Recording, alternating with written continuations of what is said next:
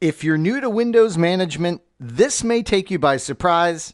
You've been using Microsoft Management Consoles again and again throughout this course. In this nugget, we will dissect exactly what we mean by the Microsoft Management Console. This is one of our hands-on lab nuggets, so if you'd like to follow along with me, just launch the hands-on lab from the main course page. Think of a Microsoft Management Console as a blank slate that allows you to customize it for the management tools that you're going to be utilizing. Now, just to prove to you that you've been using these things, let's do this. Let's fire up the File Explorer and let's go to this PC. Let's go to our C drive and let's go to the Windows folder. Inside the Windows folder, we're going to search on *.msc. The MSC is the extension for a Microsoft Management Console. So as we're looking in this Windows folder for anything that ends in an MSC, I think we're going to find some pretty interesting results. Look at this: the group policy editor, the device management Microsoft Management Console. We've got performance monitor. Remember disk management? Let's grab disk management and double click it. And look at this. It's opening a Microsoft Management Console. And there it is. Oh, it's actually not disk management. It's users and groups that I happen to double click on. But you get the idea. These management consoles are in here and we've been using them as we've gone along. Now, again, what's really exciting here is that you can create your own Microsoft Management Consoles. So I'll do MMC in the Cortana area, and notice it's going to bring up an empty Microsoft Management Console for us, once we say yes to user account control, of course. So let's maximize this thing, and we can see there's this console root over here, and then there's this name pane, and then there's this actions pane, and right now, of course, there's nothing we could do. We have this blank slate from a management perspective.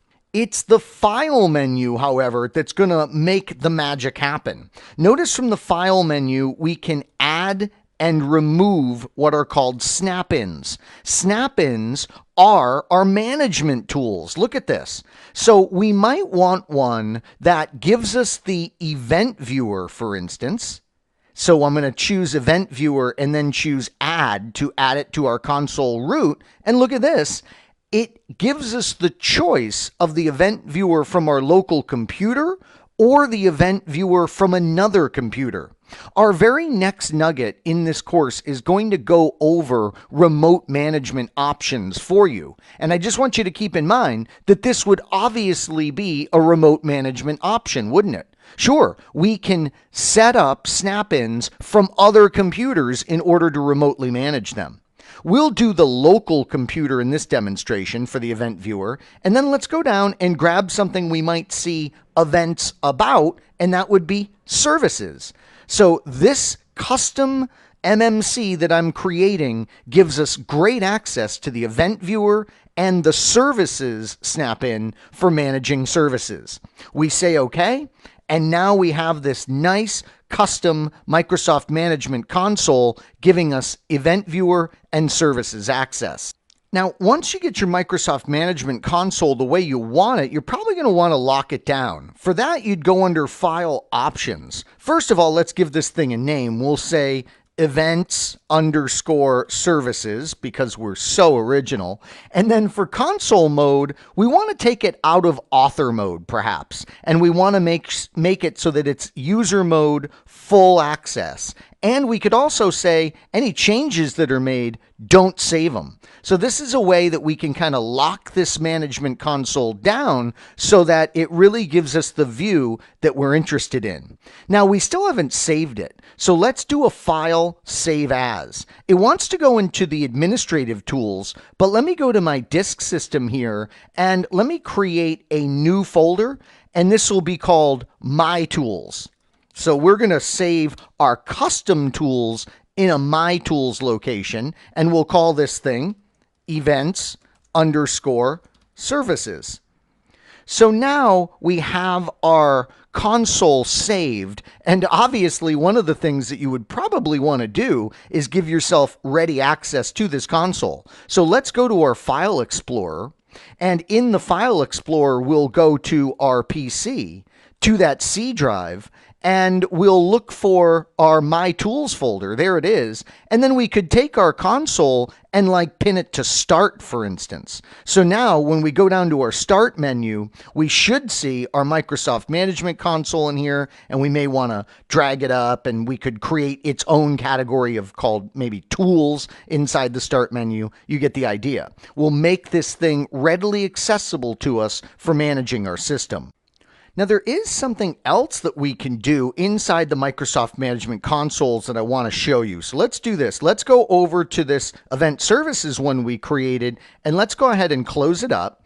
So let's do this. Let's go down and create a new MMC. Once again, that's in the Cortana area. Just type MMC and then run this new MMC. And what we'll do this time is we will grab this Microsoft Management Console and we'll go to File and we'll add and remove a snap-in, and this time we'll go after the users and groups. So local users and groups is the one that we want to add for this local computer. Awesome. So now what we're going to do is we're going to select this local users and groups node, and we're going to go under Action, and we're going to create what's called a TaskPad view. You're going to love this. Watch this. So the TaskPad view wizard comes up. We say Next, and we want to create, let's say, a vertical list of tasks that we want to perform. For the list size, we'll go ahead and choose the large view and say Next.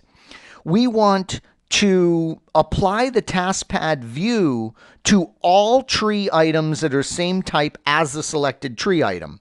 And we'll just say Next. This will all make sense in a moment, by the way, trust me. And then we'll go ahead and name this local users and groups local. That's fine. So we'll say Next. And it says, do you want to add the new task wizard or run the new task wizard when this wizard closes? And that's exactly what we want to do. We're going to choose Finish. What we're going to do next is we're going to go in and we're going to highlight a menu command, let's say for the users node, like the ability to create a new user would be great. So we'll choose Next. We'll add the plus icon for that functionality. Let's do another one. So when I click Finish, run the wizard again, we're going to click Finish here. We're going to go right back into the wizard. How about another menu command? This time for creating a new group when we choose the group node. So I say Next. On that one, we'll add the plus symbol for that one as the icon. Choose Finish here. You get the idea what's happening. What we're doing is we are customizing this MMC so that when a user clicks the user's node, they have the nice handy option here to quickly create a new user account.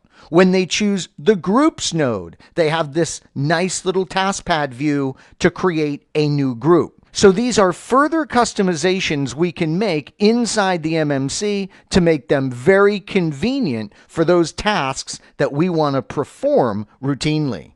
So in this nugget, you and I took a look at the Microsoft Management Console, and we saw just how powerful this is. It's a blank slate allowing us to create our own custom tool sets and even TaskPad views in order to highlight those tasks that we would be performing inside of a Microsoft Management Console. Remember, too, this is a powerful option for simple remote management capabilities inside your network.